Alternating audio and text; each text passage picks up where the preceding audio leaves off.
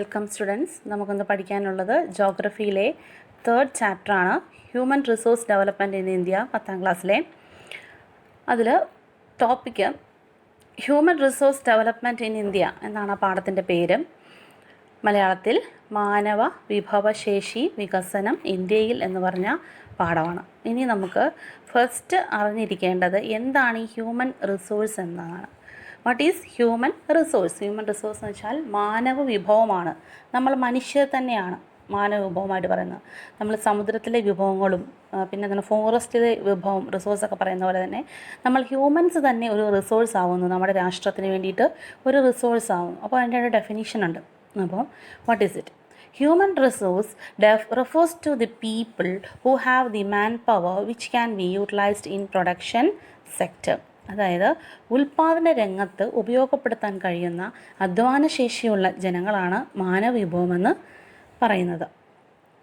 ഇനി നിങ്ങളുടെ ടെക്സ്റ്റ് ബുക്കിൽ ഫസ്റ്റ് തന്നെ ഒരു പിക്ചർ കൊടുത്തിട്ടുണ്ട്. ഹ്യൂമൻ റിസോഴ്സ് ഡെവലപ്മെൻറ്റിന് എന്ന് പറഞ്ഞ ടോപ്പിക്കിൻ്റെ താഴെ തന്നെ ഒരു പിക്ചർ കൊടുത്തിട്ടുണ്ട്. അതിൽ ട്രാഫിക് പോലീസുകാർ നിൽക്കുന്നു, ഒരു ടീച്ചർ ക്ലാസ് എടുക്കുന്നു, പിന്നെ ഡോക്ടേഴ്സ് പേഷ്യൻസിനെ ട്രീറ്റ് ചെയ്യുന്നതാണ്, പിന്നെ ഒരു ലാബിൻ്റെ പിക്ചറാണ് കൊടുത്തിരിക്കുന്നത്. അതിനുശേഷം പിന്നെ ഒരു ഫാമർ നില ഉഴുത് മറിക്കുന്നതാണ്. പിന്നീട് കാണിച്ചിരിക്കുന്നത് ഒരു എഞ്ചിനീയർ കൺസ്ട്രക്ഷൻ വർക്ക് സൈറ്റിൽ നിൽക്കുന്നതാണ്. Observe the pictures, who all can be seen and what all jobs are they engaged in, which are the goods and services made available as a result of these efforts. അപ്പോൾ ചോദിച്ചിരിക്കുന്ന ഇത് മുകളിലത്തെ ചിത്രത്തിൽ കാണിച്ചിരിക്കുന്നവർ എന്തൊക്കെ തരം ജോലികളാണ് ചെയ്യുന്നത്, അതിൽ നിന്നും നമുക്ക് കിട്ടുന്ന ഗുഡ്സ് ആൻഡ് സർവീസസ് എന്താണെന്നാണ് ചോദിച്ചിരിക്കുന്നത്. അവിടെ ഒരെണ്ണം കൊടുത്തിട്ടുണ്ട്. ഫസ്റ്റ് തന്നെ ടേബിൾ ലിസ്റ്റ് ഔട്ട് ചെയ്തിരിക്കുന്നത് ടാക്സി ഡ്രൈവർ എന്താ ചെയ്യുന്നത്? He arranges transportation. Farmer produces agricultural crops. പിന്നെ doctors they treats patients. then taxi driver പറഞ്ഞു. Next one traffic policeman, he controls അല്ലെങ്കിൽ manages the traffic. The teacher teachers the students. അങ്ങനെയാണ്, അതാണ് അവരുടെ service എന്ന് പറയുന്നത്. പിന്നെ അല്ലെങ്കിൽ അവർ പ്രൊഡ്യൂസ് ചെയ്യുന്ന ഗുഡ്സ് എന്ന് പറയുന്നത്. Man power is an important factor in making available the above mentioned goods and services. അപ്പം നമ്മൾ മുകളിൽ പറഞ്ഞ ഗുഡ്സ് ആൻഡ് സർവീസസ് അവൈലബിൾ ആക്കുന്നതിൽ മാൻ പവർ, മാനവ വിഭവം എന്ന് പറയുന്നത്, അല്ലെങ്കിൽ മനുഷ്യശേഷി എന്ന് പറയുന്നത് അത്യാവശ്യമാണ്. Man power is essential. അതായത് ജനജീവിതം മെച്ചപ്പെടുത്തുന്നതിനും രാജ്യപുരോഗതി കൈവരിക്കുന്നതിനും ധാരാളം സാധനങ്ങളും സേവനങ്ങളും ആവശ്യം ആണ്. അതിന് വേണ്ടിയിട്ട് നമുക്ക് നല്ല അധ്വാനശേഷിയുള്ള മനുഷ്യരെ ആവശ്യം ആണ്. Therefore, human resource is necessary for the progress of any country. Let us examine some of the aspect of the human resource development and its status in India. നമുക്കിനി പഠിക്കാനുള്ളത് ഈ ഉൽപ്പാദന രംഗത്ത് ഉപയോഗപ്പെടുത്താൻ കഴിയുന്ന അധ്വാനശേഷിയുള്ള ജനവിഭാഗങ്ങളെക്കുറിച്ചിട്ടാണ്.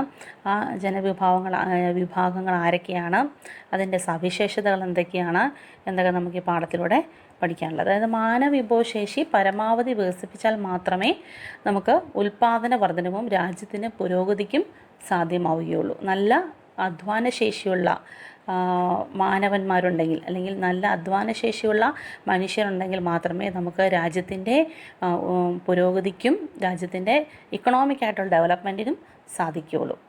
എങ്ങനെയാണ് ഈ മാനവശേഷി നമുക്ക് വികസിപ്പിക്കുവാൻ സാധിക്കുക? അതായത് to facilitate this manpower of many has to be utilised. അപ്പോൾ നമുക്കുള്ള മാൻ പവറിനെ നമ്മൾ നല്ല രീതിയിൽ നമ്മൾ ഉപയോഗിക്കണം. അപ്പോൾ എങ്ങനെ നമുക്കത് ഉപയോഗിക്കാം? How can human resources be developed? Human resource development is the development of man's physical and mental abilities through education, health care and training. നമുക്ക് നിലവിലുള്ള നമ്മുടെ മാനവ വിഭവശേഷിയെ എങ്ങനെ വികസിപ്പിച്ചെടുക്കാമെന്ന് ചോദിച്ചാൽ, ഒന്നാമത് വിദ്യാഭ്യാസത്തിലൂടെ, പിന്നീട് നല്ല ആരോഗ്യ പരിപാലനത്തിലൂടെ, പിന്നീട് മാനവ വിഭവശേഷിക്ക് നല്ല പരിശീലനം കൊടുക്കണം, അല്ലേ? നമ്മൾ ടീച്ചേഴ്സിന് ട്രെയിനിങ് കൊടുക്കുന്നുണ്ട്, അതുപോലെ ഡോക്ടേഴ്സിന് ട്രെയിനിങ് കൊടുക്കും, കുട്ടികൾക്ക് ട്രെയിനിങ് കൊടുക്കും. അങ്ങനെ ആ ട്രെയിനിങ്ങിലൂടെ അവരെ മെച്ചപ്പെട്ട ക്വാളിറ്റി അവർക്ക് ഉണ്ടാക്കിയെടുക്കുകയാണ്. പിന്നെ നൈപുണ്യ വികസനം എന്നിവയിലൂടെ മനുഷ്യൻ്റെ കായികവും മാനസികവുമായ കഴിവുകൾ വികസിപ്പിക്കുന്നതിനെയാണ് നമ്മൾ മാനവ വിഭവശേഷി വികസനമെന്ന് പറയുന്നത്. അതൊരു ഡെഫിനീഷനാണ്, നമ്മളത് പഠിക്കണം, പരീക്ഷയ്ക്ക് ചോദിക്കുന്നതാണ്. What is human resource development. What is human resource development? അപ്പോൾ ഒന്നുകൂടി പറയാം. Human resource development is the development of man's physical and mental abilities. അത് ആ ഫിസിക്കൽ ആൻഡ് മെൻ്റൽ എബിലിറ്റീസ് നമ്മൾ എങ്ങനെയാണ് നേടിയെടുക്കുന്നത്? Through education, health care and training. Then next point is there are different levels of human resource development. ഇനി അടുത്ത point എന്ന് പറയുന്നത് human resource ഡെവലപ്മെൻറ്റിൽ വിവിധ തലങ്ങളുണ്ട്. ആ വിവിധ തലങ്ങൾ ഏതൊക്കെയാണ്? അപ്പം ഒരു 4 പോയിൻറ്റ്സ് നമുക്ക് പഠിക്കേണ്ടത് ഇമ്പോർട്ടൻ്റ് ആണ്, എക്സാമിന് ചോദിക്കുന്നതാണ്. Individuals take effort to develop their own skills. അപ്പം ഒന്നാമത്തെ പോയിൻ്റായിട്ട് പറയുന്നത്, അതായത് വ്യക്തികൾ സ്വപരിശ്രമത്തിലൂടെ സ്വന്തം കഴിവുകൾ വികസിപ്പിക്കുവാൻ ശ്രമിക്കുന്നു. ഇപ്പോൾ ഉദാഹരണത്തിന് എനിക്ക് പടം വരയ്ക്കാൻ കഴിവുണ്ട് എങ്കിൽ ഞാൻ എൻ്റെ കഴിവിനെ ഞാൻ തന്നെ പരിപോഷിപ്പിച്ചെടുക്കുന്നു, ഞാൻ തന്നെ അതിനുവേണ്ടി മെനക്കെട്ട് ചിത്രങ്ങളൊക്കെ വരയ്ക്കുന്നു. അല്ലെങ്കിൽ നിങ്ങൾക്ക് എന്തെങ്കിലും കഴിവുണ്ടെങ്കിൽ നിങ്ങൾ തന്നെ അതിനെ ഡെവലപ്പ് ചെയ്യാനായിട്ട് ശ്രമിക്കുന്നു. അങ്ങനെ നമുക്ക് മാനവ വിഭവശേഷി വികസനം നേടിയെടുക്കാനായിട്ട് സാധിക്കും. അതിൻ്റെ വിവിധ തലങ്ങളിൽ ഒന്നാമത്തെയാണ്. നെക്സ്റ്റ് എന്ന് പറയുന്നത് പിന്നെ അടുത്ത പോയിൻ്റ്, അതെങ്ങനെ നേടിയെടുക്കാം? ദർ ആർ ഡിഫറെൻറ്റ് ലെവൽസിലും അടുത്ത പോയിന്റ് തന്നെ family creates an environment for the development of the potential of the individuals. ഇനി നമുക്ക് എന്തെങ്കിലും ഒരു കഴിവുണ്ടെന്ന് അറിഞ്ഞാൽ നമ്മുടെ കുടുംബവും നമ്മുടെ കുടുംബത്തിലുള്ള മറ്റുള്ള വ്യക്തികളുമൊക്കെ നമ്മളെന്താണ് ഇത് വികസിപ്പിക്കുന്നതിനായിട്ട്, നമ്മുടെ കഴിവ് വികസിപ്പിക്കുന്നതിന് ആവശ്യമായ സാഹചര്യം നമുക്ക് ഒരുക്കി തരുന്നു. ഇപ്പോൾ എനിക്ക് പടം വരയ്ക്കാൻ കഴിവുണ്ടെങ്കിൽ എന്നെ എന്ത് ചെയ്യും? ഒരു പടം വരയ്ക്കുന്ന സ്കൂളിൽ അല്ലെങ്കിൽ ക്ലാസ്സിൽ കൊണ്ട് ചേർക്കുന്നു. പടം വരയ്ക്കാനായിട്ട് പഠിപ്പിക്കുന്ന ടീച്ചറിൻ്റെ അടുത്ത് കൊണ്ടുപോയി ആക്കുന്നു, ഒരു ആർട്ടിസ്റ്റിൻ്റെ അടുത്ത് കൊണ്ടാക്കുന്നു. അല്ലെങ്കിൽ പാടാൻ കഴിവുണ്ടെങ്കിൽ നല്ലൊരു പാട്ടുകാരൻ്റെ കീഴിൽ എനിക്ക് ശിക്ഷണം തരുന്നു. അങ്ങനെ പല കഴിവുകളും നമ്മളുടെ കുടുംബം നമ്മളെ സഹായിക്കാറുണ്ട്. പിന്നെ അടുത്ത പോയിൻ്റ് എന്ന് പറയുന്നത് മൂന്നാമത്തേത്, various institutions and agencies provides facilities for education and training. ഇനി അടുത്ത പോയിൻ്റ്, വിവിധ സ്ഥാപനങ്ങളും ഏജൻസികളും പഠനം, പരിശീലനം എന്നിവയ്ക്ക് ആവശ്യമായ സൗകര്യങ്ങൾ എടുക്കുന്നു. ഇനി അങ്ങനെ എന്തെങ്കിലും ഒരു കഴിവുണ്ടെങ്കിൽ അറിയുകയാണെങ്കിൽ നമുക്ക് ഏതെങ്കിലും സ്ഥാപനങ്ങളെയോ ഏജൻസിയോ വഴി നമുക്ക് അതിനുള്ള പരിശീലനം നേടിയെടുക്കാനായിട്ട് സാധിക്കും. പിന്നെ അടുത്ത പോയിൻ്റ് എന്ന് പറയുന്നത് നാലാമത്തെ point, nation provides the necessary facilities for its people to develop their skills. ഇനി രാഷ്ട്രം തന്നെ ജനങ്ങളുടെ കഴിവുകളൊക്കെ വികസിപ്പിക്കുന്നതിന് ആവശ്യമായിട്ടുള്ള സൗകര്യങ്ങൾ ഒരുക്കി തരുന്നുണ്ട്. അപ്പോൾ മാനവ വിഭവത്തിൻ്റെ സവിശേഷതകൾ എന്തൊക്കെയാണെന്നാണ് നമുക്കിനി നോക്കാനുള്ളത്. What are the features of human resource development. അവിടെ നമുക്കൊരു ചാർട്ട് കൊടുത്തിട്ടുണ്ട്. ആ ചാർട്ടിൽ ഹ്യൂമൻ റിസോഴ്സിനെ നമുക്ക് രണ്ടായിട്ട് നമുക്ക് തരംതിരിക്കാം. ഒന്ന് ക്വാണ്ടിറ്റേറ്റീവ് ഫീച്ചേഴ്സ്, രണ്ടാമത്തേത് ക്വാളിറ്റേറ്റീവ് ഫീച്ചേഴ്സ്. ക്വാണ്ടിറ്റേറ്റീവ് ഫീച്ചേഴ്സിൻ്റെ ക്വാണ്ടിറ്റിയിലാണ് പറയുന്നത്, അതിൻ്റെ അളവിലാണ് പറയുന്നത്. Size of the population, growth of the population, then population structure, population density. അതുതന്നെ population growth of the population എന്ന് പറയുന്നത് ബർത്ത് റേറ്റും ഡെത്ത് റേറ്റും അനുസരിച്ചാണ് ഇരിക്കുന്നത്. പോപ്പുലേഷൻ സ്ട്രക്ചർ എന്ന് പറയുന്നതിൻ്റെ അതിന് അടിസ്ഥാനമായിട്ട് വരുന്നത് age structure, sex ratio, labour force participation rate, dependency ratio എന്നിവയാണ്. ക്വാളിറ്റേറ്റീവ് ഫീച്ചേഴ്സിൽ വരുന്നത് ക്വാളിറ്റി, നല്ല അതിനുള്ള ഗുണപരമായിട്ടുള്ള സവിശേഷത, വിദ്യാഭ്യാസം, പിന്നെ education, health care, literacy rate, life expectancy. അതായത് ഹ്യൂമൻ റിസോഴ്സസിനെ അല്ലെങ്കിൽ മാനവ വിഭവത്തിനെ നമുക്ക് രണ്ടായിട്ട് ഡിവൈഡ് ചെയ്യാം. ഇത് ഈ ടേബിൾ തന്നെയായിട്ടും എക്സാമിന് വരാവുന്നതാണ് കേട്ടോ. ഫസ്റ്റ് ഗുണപരമായ സവിശേഷതകൾ എന്ന് വെച്ചാൽ ക്വാണ്ടിറ്റേറ്റീവ് ടേംസിലാണ്. മറ്റേത് ഗുണപരമായ സവിശേഷത ക്വാളിറ്റിയാണ്. ക്വാളിറ്റി എഡ്യൂക്കേഷൻ, അതായത് വിദ്യാഭ്യാസം, ആരോഗ്യ പരിപാലനം, സാക്ഷരതാ നിരക്ക്, ആയുർദൈർഘ്യം. അതായത് ലൈഫ് എക്സ്പെക്റ്റൻസി എന്ന് പറഞ്ഞാൽ ആയുർദൈർഘ്യമാണ്. അതായത് ഒരു വ്യക്തി എത്ര നാൾ ജീവിച്ചിരിക്കുന്നു എന്നതാണ് ആയുർദൈർഘ്യം. അപ്പം നമുക്ക് ഗുണപരമായ സവിശേഷത അല്ലെങ്കിൽ ക്വാളിറ്റേറ്റീവ് ഫീച്ചേഴ്സ് ആദ്യം പഠിക്കാം. അതാണ് എളുപ്പം, കുറച്ച് പോയിൻറ്റ്സേ ഉള്ളൂ. വിദ്യാഭ്യാസം, ആരോഗ്യ പരിപാലനം, സാക്ഷരതാ നിരക്ക്, ആയുർദൈർഘ്യം. ഇനി ക്വാണ്ടിറ്റേറ്റീവ് ഫീച്ചേഴ്സ് അല്ലെങ്കിൽ ഗുണപരമായ സവിശേഷതയിൽ വരുന്നത് ജനസംഖ്യാ വലിപ്പം, ജനസംഖ്യാ വളർച്ച, ജനസംഖ്യാ ഘടന, സാന്ദ്രത എന്നിവയാണ്. 4 പോയിൻറ്റ്സാണ് വരുന്നത്. അതിൽ തന്നെ ജനസംഖ്യാ വളർച്ച എന്ന് പറയുന്നത് ജനനനിരക്കിനെയും മരണനിരക്കിനെയും ആശ്രയിച്ചിരിക്കുന്നു. ജനസംഖ്യാ ഘടനയിൽ വരുന്ന കാര്യങ്ങളാണ് പ്രായഘടന, സ്ത്രീ പുരുഷ അനുപാതം, തൊഴിൽ പങ്കാളിത്ത നിരക്ക്, ആശ്രയത്വ നിരക്ക്. ഇനി അപ്പോൾ നമ്മൾ ഈ പറഞ്ഞിരിക്കുന്ന കാര്യങ്ങൾ the quantitative and qualitative features of the population നിങ്ങൾക്ക് മനസ്സിലായി എന്ന് വിശ്വസിക്കുന്നു. മനസ്സിലായില്ലെങ്കിൽ ഒന്നും കൂടി ഒന്ന് കേൾക്കുക. സിമ്പിളാണ്. ഹ്യൂമൻ റിസോഴ്സിനെ ക്വാണ്ടിറ്റേറ്റീവ് ക്വാളിറ്റേറ്റീവ് ഫീച്ചേഴ്സ് രണ്ടായിട്ട് ഡിവൈഡ് ചെയ്തിരിക്കുന്നു. ഫ്ലോ ചാർട്ട് ഒന്ന് വരച്ച് നോക്കുക. ദെൻ നെക്സ്റ്റ് നമുക്ക് പഠിക്കാനുള്ളത് സൈസ് ഓഫ് ദി പോപ്പുലേഷനാണ്. നമ്മൾ ക്വാളിറ്റേറ്റീവ് ഫീച്ചേഴ്സിൽ പറഞ്ഞ first point size of the population. Size of the population എന്ന് പറഞ്ഞാൽ ജനസംഖ്യ വലുപ്പം ആണ് ഉദ്ദേശിക്കുന്നത്. The size of the population, what the size of the population refers to? The size of the population refers to the total number of people residing in a country in a particular time. അപ്പോൾ size of the population എന്ന് പറഞ്ഞാൽ ഒരു നിശ്ചിത സമയത്ത് ഒരു രാജ്യത്ത് താമസിക്കുന്ന ജനങ്ങളുടെ ആകെ എണ്ണത്തെയാണ് ആ രാജ്യത്തെ ജനസംഖ്യാ വലുപ്പം എന്ന് പറയുന്നത്. ഒരു നിശ്ചിത സമയത്തേക്ക് ഇത്ര വർഷം മുതൽ ഇത്ര വർഷം വരെ എന്നൊരു കണക്കിൽ നിശ്ചിത സമയത്തേക്ക് പറയുന്നതാണ് സൈസ് ഓഫ് ദി പോപ്പുലേഷൻ. വെറുതെ പറയുന്നതല്ല, അതിനൊരു കണക്കുണ്ട്, ആ ടൈം പീരീഡിൽ മാത്രം. ഇനി അടുത്തത്, the branch of the social science that analyzes the population, the changes in its size, its structural aspect is known as demography. അപ്പോൾ എന്താണ് ഡിമോഗ്രഫി എന്ന് പറയുന്നത്? ജനസംഖ്യ, അതിൻ്റെ എണ്ണത്തിൽ വരുന്ന മാറ്റം, ഘടനാപരമായ സവിശേഷതകൾ തുടങ്ങിയവ വിശകലനം ചെയ്യുന്ന സാമൂഹിക ശാസ്ത്ര ശാഖയാണ് ജനസംഖ്യാശാസ്ത്രം അല്ലെങ്കിൽ ഡെമോഗ്രഫി എന്ന് പറയുന്നത്. ഡെമോഗ്രഫി, വാട്ട് ഈസ് ഡെമോഗ്രഫി എന്ന് ചോദിച്ചാൽ നമ്മളത് എഴുതണം. ജനസംഖ്യയെക്കുറിച്ച് പഠിക്കുന്ന അതിന് പറയുന്ന പേരാണ് demography.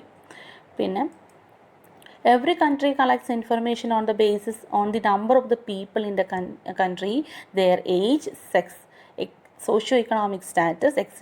and analyzes these at specific intervals of time. This activity is known as population census. ഇനി what is known as population census? എന്താണ് കാനേഷുമാരി എന്ന് പറയുന്നത്? പോപ്പുലേഷൻ സെൻസസ്, ജനസംഖ്യ സെൻസസ് എന്ന് പറയുന്നത്. അതായത് ഓരോ രാജ്യവും നിശ്ചിത ഇടവേളകളിൽ രാജ്യത്തിൻ്റെ ജനങ്ങളുടെ എണ്ണം, പ്രായം, ലിംഗം, സാമ്പത്തിക സാമൂഹിക അവസ്ഥ തുടങ്ങിയ വിവരങ്ങൾ ശേഖരിക്കുകയും പിന്നീട് ആ ശേഖരിച്ച വിവരങ്ങളെ വിശകലന വിധേയമാക്കുകയും ചെയ്യാറുണ്ട്. ആ കണക്കെടുപ്പിനെയാണ് നമ്മൾ ജനസംഖ്യാ കണക്കെടുപ്പ് അല്ലെങ്കിൽ കാനേഷുമാരി എന്ന് പറയുന്നത്. ഈ പ്രവർത്തനത്തിനെ നമ്മൾ അങ്ങനെയാണ് വിളിക്കുന്നത്. അതായത് population registrar general and census commissioner ഓഫീസിലാണ് ഇന്ത്യയിൽ സെൻസസ് പ്രവർത്തനങ്ങൾക്കുള്ള നേതൃത്വം നൽകുന്നത്. അതൊരു ക്വസ്റ്റ്യനായിട്ട് ചോദിക്കാവുന്നതാണ്. In India, census activities are spearheaded by the Office of the Population Registrar General and Census Commissioner. In India, population census is conducted once in 10 years. അതായത് 10 വർഷത്തിൽ ഒരിക്കലാണ് നമുക്ക് census നടത്തുന്നത്. The last census was conducted in 2011.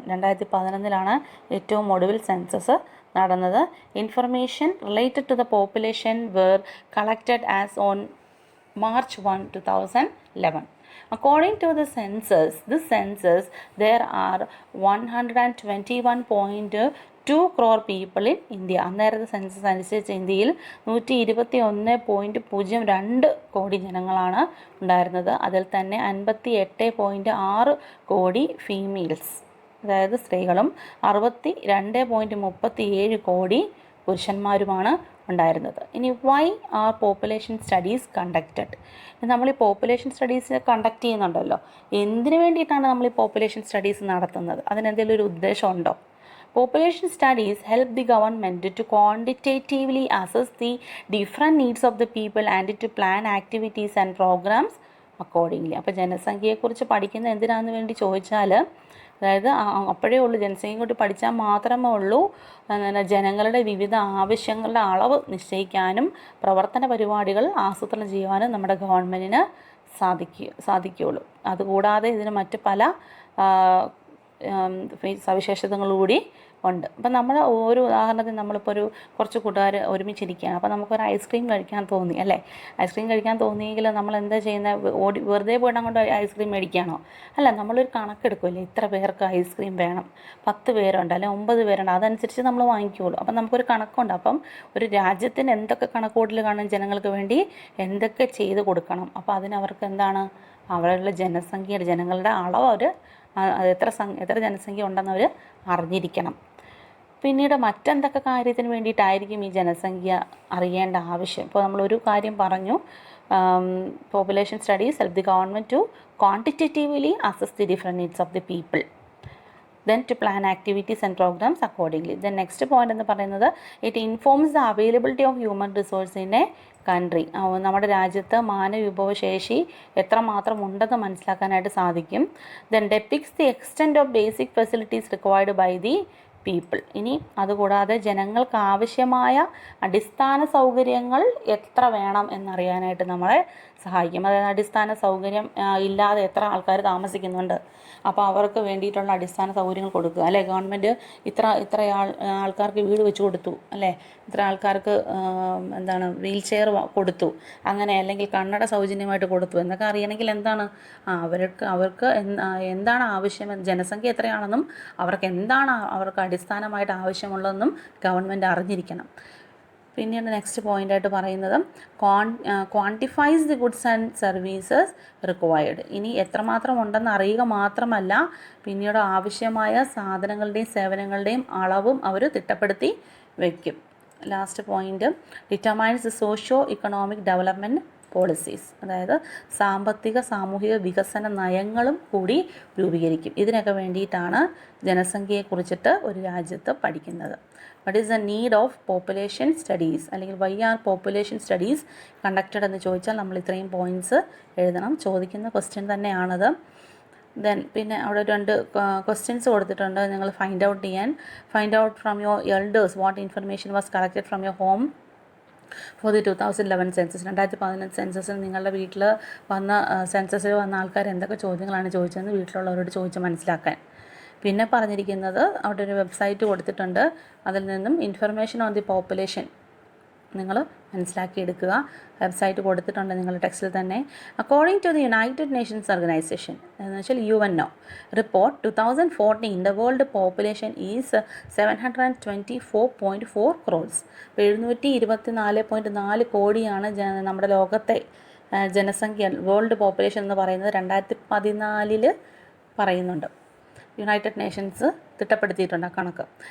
1 in 6 person of the world population is an Indian. അതായത് ലോകത്തെ ജനസംഖ്യ എടുത്തു നോക്കുമ്പോൾ 6 പേരിൽ ഒരാൾ ഇന്ത്യക്കാരനായിരിക്കും എന്നാണ് പറയുന്നത്. അപ്പോൾ അത്രയും നമുക്ക് ജനസംഖ്യ കൂടുതലാണ്. 17.5% of the world population is in India. Total world പോപ്പുലേഷൻ്റെ 17.5% പോപ്പുലേഷൻ ഇന്ത്യയിലാണ്. China ranks first in position with 19.4% and India ranks second. ചൈനയാണ് 1ാം സ്ഥാനത്ത്, ഇന്ത്യ 2ാം സ്ഥാനത്തും. In terms of land area India ranks 7th with only 2.4%. ഇനി നമ്മൾ ഇതൊക്കെ പറയുകയാണെങ്കിൽ നമ്മളുടെ ലാൻഡ് ഏരിയ വെച്ച് നോക്കുകയാണെങ്കിൽ, നമ്മളുടെ ലാൻഡ് ഏരിയയിൽ വെച്ച് നോക്കുകയാണെങ്കിൽ നമ്മളുടെ അളവെന്ന് പറയുന്നത് 2. ഇന്ത്യ റാങ്ക്സ് 7th, 7ാമതാണ് വരുന്നത്. ലാൻഡ് ഏരിയ വെച്ച് നോക്കുമ്പോൾ ഓൺലി 2.4%, 2.4% മാത്രമേ ഉള്ളൂ ഇന്ത്യയുടെ എന്ന് പറയുന്നത്. ലോകരാജ്യങ്ങളുടെ സ്ഥലവിസ്തൃതിയുമായിട്ട് താരതമ്യം ചെയ്യുമ്പോൾ. ഇനി മാനവ വിഭവശേഷി ലഭ്യമാക്കുന്നതിൽ ഇന്ത്യക്കും ചൈനയ്ക്കും പ്രധാന പങ്ക് വഹിക്കാനാകും. കാരണം എന്താണെന്ന് വെച്ചാൽ നമ്മൾ 2 രാജ്യങ്ങളിലും ജനസംഖ്യ വളരെ കൂടുതലാണ്. It has been proved by the experience of the countries like USA, Japan and China that a nation can attain economic development through better human resource development. അതായത് മാനവശേഷി വികസിപ്പിക്കുന്നതിൽ മികച്ച നേട്ടം കൈവരിച്ച രാജ്യങ്ങൾക്ക് ഉയർന്ന സാമ്പത്തിക വികസനം നേടാൻ കഴിയുമെന്ന് USA, ജപ്പാൻ, ചൈന തുടങ്ങിയ രാജ്യങ്ങളുടെ അനുഭവത്തിൽ നമുക്ക് തെളിയിക്കാനായിട്ട് സാധിക്കും. അപ്പോൾ മാനവശേഷി നല്ല രീതിയിൽ വികസിപ്പിച്ചെടുത്താൽ എന്താണ് രാജ്യങ്ങൾക്ക് ഉയർന്ന സാമ്പത്തിക വികസനം നേടാൻ സാധിക്കുമെന്നാണ് അതിൻ്റെ അർത്ഥം. പഠിക്കാനുള്ള അടുത്ത ടോപ്പിക്ക് ഡെൻസിറ്റി ഓഫ് പോപ്പുലേഷൻ ആണ്. ഡെൻസിറ്റി ഓഫ് പോപ്പുലേഷൻ എന്ന് വെച്ചാൽ ജനസാന്ദ്രതയാണ്. എന്താണ് ജനസാന്ദ്രത എന്ന് വെച്ചാൽ ഒരു ചതുരശ്ര കിലോമീറ്റർ പ്രദേശത്ത് താമസിക്കുന്ന ജനങ്ങളുടെ എണ്ണമാണ്. ഒരു ചതുരശ്ര കിലോമീറ്ററിൽ ആ പ്രദേശത്ത് എത്ര ആളുകൾ തിങ്ങിപ്പാർക്കുന്നു അല്ലെങ്കിൽ എത്ര ആളുകളുണ്ട്, അതാണ് അവിടുത്തെ ജനസാന്ദ്രത എന്ന് പറയുന്നത്. അപ്പോൾ ഇന്ത്യയിൽ വിവിധ സംസ്ഥാനങ്ങളിൽ വിവിധ തരത്തിലുള്ള ജനസാന്ദ്രതയായിരിക്കും നമുക്ക് ഉള്ളത്. അതിന് വ്യത്യസ്തമായിട്ടുള്ള ജനസാന്ദ്രതയായിരിക്കും ഉണ്ടാവുക. അതെന്താണ് അതിന് കാരണം എന്ന് ചോദിച്ചാൽ പല കാരണങ്ങൾ കൊണ്ടാണ് നമ്മൾ നേരത്തെ ക്ലാസ്സിലൊക്കെ പഠിച്ചിട്ടുണ്ട്. ഒരു സ്ഥലത്ത് പോപ്പുലേഷൻ കൂടുതൽ ആൾക്കാർ കൂടുതൽ താമസിക്കുന്ന അവിടെ താമസ സൗകര്യങ്ങൾ അവർക്ക് കൂടുതലായിരിക്കും. Availability of the resources, water, electricity, road transportation, ഇതൊക്കെ നല്ലതാണെങ്കിൽ അവിടെ ഡെൻസിറ്റി പോപ്പുലേഷൻ കൂടുതലായിരിക്കും. ഇപ്പോൾ നമ്മൾ നോർത്ത് ഈസ്റ്റേൺ സ്റ്റേറ്റ്സിലൊക്കെ ഇന്ത്യയുടെ ആണെങ്കിൽ അവിടെ പോപ്പുലേഷൻ ഡെൻസിറ്റി ഓഫ് പോപ്പുലേഷൻ കുറവായിരിക്കും. കാരണം അവർക്ക് അവിടെ എത്തിപ്പെട്ട് താമസിക്കാനുള്ള ജീവിത സൗകര്യങ്ങളൊക്കെ കുറവായിരിക്കും. അപ്പോൾ ഒരു ക്വസ്റ്റ്യൻ നിങ്ങൾക്ക് ഡിസ്കസ് ചെയ്യാനായിട്ട് പറഞ്ഞിട്ടുണ്ട്. How does the population density of an area influence the availability of human resource?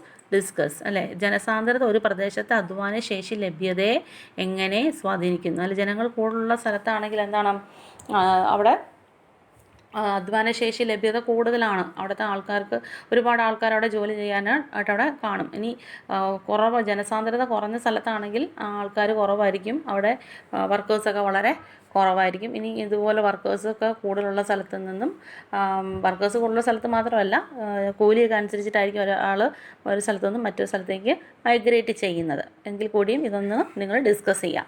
ഇന്ത്യയിലെ ജനസംഖ്യാ വളർച്ചാ നിരക്കിനെ കുറിച്ചാണ് നമുക്ക് അടുത്ത് പഠിക്കാനുള്ളത്. Population growth rate in India. Then what is the population growth rate എന്ന് ചോദിക്കാൻ. Population growth refers to the increase in number of people with a specific period of time. ഒരു നിശ്ചിത സമയത്തുള്ള ജനങ്ങളുടെ വളർച്ചാ നിരക്കിനെയാണ്, ഒരു പ്രദേശത്തെ ജനസംഖ്യയിൽ നിശ്ചിത കാലയളവിൽ ഉണ്ടാകുന്ന വർധനവ്, അതിനെയാണ് നമ്മൾ ജനസംഖ്യ വളർച്ച എന്ന് പറയുന്നത്. ആ വർധനവിനെയാണ് നമ്മൾ ജനസംഖ്യ വളർച്ച എന്ന് പറയുന്നത്. ഇത് നമ്മൾ ശതമാനക്കണക്കിലാണ് സൂചിപ്പിക്കുന്നത്. നമ്മളത് പെർസെൻറ്റേജിലാണ് സൂചിപ്പിക്കുന്നത്. അവിടെ ഒരു ടേബിൾ കൊടുത്തിട്ടുണ്ട്. ആ ടേബിളിൽ 1951 മുതൽ 2011 വരെയുള്ള പോപ്പുലേഷൻ അത് ഡെക്കാഡൽ ഗ്രോത്ത് റേറ്റിലാണ് കൊടുത്തിരിക്കുന്നത്. ഈ ടേബിളിൽ നമ്മൾ കൊടുത്തിരിക്കുന്നത് അനുസരിച്ചിട്ട് 1951, 61, 71 എന്ന് പറഞ്ഞ കാലഘട്ടം ഉള്ള പോപ്പുലേഷൻ അവിടെ കൊടുത്തിട്ടുണ്ട്. അതിൽ ഡെക്കാഡൽ ഗ്രോത്ത് റേറ്റ് നമ്മൾ നോക്കുകയാണെങ്കിൽ ഇവിടെ നമുക്ക് മനസ്സിലാക്കാൻ സാധിക്കും. It can be seen that the India's population growth has been declining since 1971. അപ്പോൾ പോപ്പുലേഷൻ ഗ്രോത്ത് റേറ്റ് എന്ന് പറഞ്ഞത് ജനസംഖ്യ വളർച്ചാ നിരക്ക് എന്ന് പറയുന്നത് 1971 കുറഞ്ഞു വരാൻ തുടങ്ങി. വലിയ കുറവൊന്നും അല്ല, എങ്കിലും അതൊരു കുറഞ്ഞു വരാൻ തുടങ്ങിയിട്ടുണ്ട്. The birth rate, death rate and migration R the factors that affect the population of a country. അവിടുത്തെ ഒരു ഏരിയയിൽ ഒരു രാജ്യത്തെ പോപ്പുലേഷനെ അഫക്റ്റ് ചെയ്യുന്ന ഫാക്ടേഴ്സ് എന്ന് പറയുന്നത് ഫസ്റ്റ് വൺ ബർത്ത് റേറ്റ് ആണ്, second one death rate, third one migration. അത് നിങ്ങൾ പഠിക്കണം. What are the factors that affect the population of a country. അപ്പോൾ ഒരു ചാർട്ട് കൊടുത്തിട്ടുണ്ട്. പോപ്പുലേഷൻ ഇൻക്രീസ് ചെയ്യുന്നത് എപ്പോഴാണെന്ന് ചോദിച്ചാൽ ബർത്ത് റേറ്റ് ഇൻക്രീസ് ചെയ്യുമ്പോഴത്തേക്കാണ് പോപ്പുലേഷൻ ഇൻക്രീസ് ചെയ്യുന്നത്. അപ്പോൾ ഡെത്ത് റേറ്റ് കുറവായിരിക്കും. ഇനി പോപ്പുലേഷൻ ഡിക്ലൈൻ ചെയ്യുന്നത്, ഈ ഡിക്രീസ് ചെയ്യുന്നത് എപ്പോഴാണെന്ന് ചോദിച്ചാൽ ബർത്ത് റേറ്റ് കുറയും, ഡെത്ത് റേറ്റ് ഇൻക്രീസ് ചെയ്യും. Then no change in population എപ്പോഴാണെന്ന് വെച്ചാൽ birth rate and death rate equal ആയിരിക്കും. Then population increase in one region, ഒരു സ്ഥലത്തെ പോപ്പുലേഷൻ കൂടുന്നു, മറ്റൊരു സ്ഥലത്തെ പോപ്പുലേഷൻ കുറയുന്നു, അതിന് നമ്മൾ പറയുന്ന പേരാണ് migration. Then what is birth rate, എന്താണ് ജനന നിരക്ക് എന്ന് പറയുന്നത്? What is birth rate? ജനന നിരക്ക് എന്ന് പറയുന്നത് ആകെ ജനസംഖ്യയിൽ, നമ്മൾ മൊത്തത്തിലുള്ള ആകെ ജനസംഖ്യയിൽ 1000 പേർക്ക് എത്ര കുഞ്ഞുങ്ങൾ ജീവനോടെ ജനിക്കുന്നു എന്നതാണ് ജനന നിരക്ക് അല്ലെങ്കിൽ ബർത്ത് റേറ്റ് എന്ന് പറയുന്നത്. Birth rate is A number of live birth per 1000 persons. Then death rate എന്ന് പറഞ്ഞാൽ death rate is the number of death per 1000. അതായത് 1000 അല്ലെങ്കിൽ ആകെ ജനസംഖ്യയിൽ 1000 പേരിൽ എത്ര മരണങ്ങൾ നടക്കുന്നു, 1000 പേരിൽ എത്ര മരണങ്ങൾ നടക്കുന്നു എന്നതാണ് മരണ നിരക്ക്. ഇനി കുടിയേറ്റം എന്ന് പറയുന്നത് ഒരു പ്രദേശത്തു നിന്നും മറ്റൊരു പ്രദേശത്തേക്ക് മാറി താമസിക്കുന്നതാണ്. Migration is a settlement of people in from one region to another region. അപ്പം മൈഗ്രേഷൻ പല തരത്തിലുള്ള മൈഗ്രേഷൻ നമുക്ക് പഠിക്കാനുണ്ട്. ഇൻ്റർനാഷണൽ മൈഗ്രേഷൻ മുതൽ കുറേ ടൈപ്സ് ഓഫ് മൈഗ്രേഷൻ പഠിക്കാനുണ്ട്. Then what are the changes that made in the population of a country by death rate, birth rate, death rate and migration. Prepare a note, ഒരു note prepare ചെയ്യാൻ പറഞ്ഞിരിക്കുന്നു. അതായത് ഒരു രാജ്യത്തെ ജനനനിരക്ക്, മരണനിരക്ക്, കുടിയേറ്റം എന്നിവ അവിടുത്തെ ജനസംഖ്യയിൽ എന്ത് മാറ്റം ഉണ്ടാക്കുന്നു എന്നതിനെക്കുറിച്ചൊരു കുറിപ്പ് തയ്യാറാക്കുക. നമുക്ക് ഇതൊന്നും ചെയ്യാൻ ബുദ്ധിമുട്ടില്ല, കാരണം 9ാം ക്ലാസ്സിൽ നമ്മൾ മൈഗ്രേഷനെ കുറിച്ച് നല്ല കൃത്യമായിട്ട് പഠിച്ചിട്ടാണ് 10ലേക്ക് വരുന്നത്. ദെൻ നെക്സ്റ്റ് വൺ ജനസംഖ്യ ഘടന, പോപ്പുലേഷൻ സ്ട്രക്ചറാണ്. What is population structure? ജനസംഖ്യയെ വിവിധ പ്രായക്കാരുടെ ഗ്രൂപ്പുകളായി തിരിച്ച് ആകെ ജനസംഖ്യയിൽ ഓരോ ഗ്രൂപ്പുകളും എത്ര ആനുപാതികമായി വിശേഷിപ്പിക്കുന്നതാണ് നമ്മളുടെ പ്രായഘടന എന്ന് പറയുന്നത്. What is age structure? Age structure is a classification of the population into different age group and presenting the ratio of each group in the population. അതായത് നമ്മൾ ഏജ് ഗ്രൂപ്പിനെ നമ്മൾ പല കാറ്റഗറി ആയിട്ട് തിരിക്കുകയാണ്. ഉദാഹരണം പറയുകയാണെങ്കിൽ 0 മുതൽ 14 വരെ, പിന്നെ 15 മുതൽ 59 വയസ്സ് വരെ, പിന്നീട് 60 വയസ്സിന് എബവ്. അങ്ങനെയാണ് നമ്മൾ ജനസംഖ്യയെ നമ്മൾ കണക്കാക്കുന്നത്. ഏജ് സ്ട്രക്ചറിനെ നമ്മൾ 3ആയിട്ട് ഡിവൈഡ് ചെയ്യുന്നു. 0 മുതൽ 14 വരെ. ഈ 0 മുതൽ 14 വരെയും പിന്നീട് ഈ 15 മുതൽ 59 വരെ ഉള്ള ഏജും 60 ആൻഡ് എബവ് എന്നാണ് നമ്മൾ പറഞ്ഞത്. അതിൽ തന്നെ 0 മുതൽ 14 വരെ ഉള്ളവരും 60 എബവ് ഇയേഴ്സ് ഉള്ളവരും ഈ 15 മുതൽ 59 വയസ്സ് ഉള്ള ആൾക്കാരെ ആശ്രയിച്ചാണ് ജീവിക്കുന്നതെന്നാണ് പറയപ്പെടുന്നത്. പോപ്പുലേഷൻ ഏജ് സ്ട്രക്ചർ, പോപ്പുലേഷനിലെ ഏജ് സ്ട്രക്ചർ ഡിസ്ട്രിബ്യൂഷൻ എന്ന് പറഞ്ഞ് ഒരു പിക്ചർ അവിടെ കൊടുത്തിട്ടുണ്ട്. Age structure based on the census of 2011 ആണ് നിങ്ങളുടെ ടെക്സ്റ്റ് ബുക്കിൽ കൊടുത്തിരിക്കുന്നത്. അതിൽ പഴയതാണെങ്കിൽ കൂടിയും അവിടെ നമുക്ക് കുറച്ച് ചോദ്യങ്ങൾ വെച്ചിട്ടുണ്ട്. What percentage of total population belong to the age of 0 to 14 years? 0 മുതൽ 14 വരെ എത്ര ശതമാനം ഉണ്ടെന്ന്. അത് 0 മുതൽ 4 വരെ 9.7 ആണ്, 5 മുതൽ 9 വരെ 9.2 ആണ്, പിന്നീട് 10 മുതൽ 14 വരെയുള്ളത് 10.5 ആണ്. പിന്നീട് 60 എബവ് കാണിച്ചിരിക്കുന്നത് 8.0% ആണ്. പിന്നെ 62.5% ആൾക്കാർ 15 വയസ്സ് മുതൽ 59 വയസ്സ് വരെ ഉള്ളവർ. അപ്പം what percentage of the total population belongs to the age of the 0 to 14 years? What percentage of population belong to the age of 60 and above? What percentage belong to the age of 15 to 59? അങ്ങനെ ഒരു കണക്ക് അവിടെ ചോദിച്ചിട്ടുണ്ട്. അത് നിങ്ങളൊന്ന് calculate ചെയ്ത് എഴുതണം. അതിൽ തന്നെ നമ്മൾ ലേബർ ഫോഴ്സ് പാർട്ടിസിപ്പേഷൻ എന്താണെന്നാണ് പറയുന്നത്. അപ്പോൾ ലേബർ ഫോഴ്സ് പാർട്ടിസിപ്പേഷൻ എന്ന് പറയുന്നത് it is the ratio of the population in age group 15 to 59 who are either employed or actively looking for jobs. അപ്പം ഈ ലേബർ ഫോഴ്സ് പാർട്ടിസിപ്പേഷൻ എന്ന് പറയുന്നത് ഈ നമ്മൾ ഈ പറഞ്ഞ ഏജ് സ്ട്രക്ചറിൽ തൊഴിൽ ചെയ്യുന്നവരുടെ എണ്ണമാണ്. അതായത് 15 വയസ്സിനും 59 വയസ്സിനും ഇടയിൽ പ്രായമുള്ളവരിൽ തൊഴിലുള്ളവരും തൊഴിൽ അന്വേഷിക്കുന്നവരുമാരുടെ എണ്ണം ആകെ ജനസംഖ്യയും തമ്മിലുള്ള അനുപാതമാണ് തൊഴിൽ പങ്കാളിത്ത നിരക്കെന്ന് പറയുന്നത്. അതായത് തൊഴിലുള്ളവരും തൊഴിൽ അന്വേഷിക്കുന്നവരും തമ്മിലുള്ള ഒരു അനുപാതത്തെയാണ് നമ്മൾ തൊഴിൽ പങ്കാളിത്ത നിരക്കെന്ന് പറയുന്നത്. രാജ്യത്തിൻ്റെ പുരോഗതിക്ക് ഗണ്യമായ സംഭാവന ചെയ്യാൻ കഴിവുള്ളവരാണ് ഈ വിഭാഗത്തിൽപ്പെട്ട ആൾക്കാർ. അതായത് 0 മുതൽ 14 വയസ്സ് വരെയുള്ളവരും 60 വയസ്സ് മുതൽ ഉള്ളവരെയും ആശ്രയത്വ വിഭാഗത്തിൽ പെടുന്നു. അതായത് എന്താണെന്ന് വെച്ചാൽ the age group 0 to 14 years and 60 above. നമ്മൾ ഈ പറഞ്ഞ കാറ്റഗറിയിൽ ഫസ്റ്റ് കാറ്റഗറിയും തേർഡ് കാറ്റഗറിയും, അതായത് 0 മുതൽ 14 വയസ്സ് വരെ ഉള്ളവരും 60 എബവും ഉള്ള ആൾക്കാരും 15 മുതൽ 59 വയസ്സ് വരെ ഉള്ളവരെ ആശ്രയിച്ചാണ് ജീവിക്കുന്നതെന്ന് പറയുന്നു. അതിനെയാണ് നമ്മൾ ഡിപ്പെൻഡൻസി റേഷ്യോ എന്ന് പറയുന്നത്. their proportion in total population is known as dependency ratio. This group depends upon the working force of the country. അപ്പോൾ ജോലി ചെയ്യുന്നവരെ ആശ്രയിച്ചാണ് ഇവർ ജീവിക്കുന്നത്. An increase in the dependency ratio decreases the per capita income. ഇപ്പോൾ ഇനി ആശ്രയിച്ച് ജീവിക്കുന്ന ആൾക്കാരുടെ എണ്ണം കൂടുകയാണെങ്കിൽ, അതായത് ആശ്രയത്വ നിരക്ക് വർദ്ധിക്കുകയാണെങ്കിൽ അത് പെർ ക്യാപിറ്റ ഇൻകം, ആളോഹരി വരുമാനം, അത് പെർ ഹെഡിന് കിട്ടുന്ന വരുമാനം എന്ന് പറയുന്നത് അത് കുറയാൻ ഇടയാക്കും. അതായത് നമുക്ക് പോപ്പുലേഷൻ കൂടുതലാണ്, അതിൽ തന്നെ ലേബർ ഫോഴ്സ് പാർട്ടിസിപ്പേഷൻ കുറവാണെങ്കിൽ എന്താണ്, നമുക്ക് പെർ ക്യാപിറ്റ ഇൻകം കുറവാണെന്ന് പറയാം. ഇനി നമുക്ക് പോപ്പുലേഷൻ ഉണ്ട്, അതിൽ തന്നെ ലേബർ ഫോഴ്സ് പാർട്ടിസിപ്പേഷൻ നമുക്ക് കൂടുതലാണെങ്കിൽ നമ്മുടെ പെർ ക്യാപിറ്റ ഇൻകത്തിൽ ഒരു കുഴപ്പവും വരില്ല.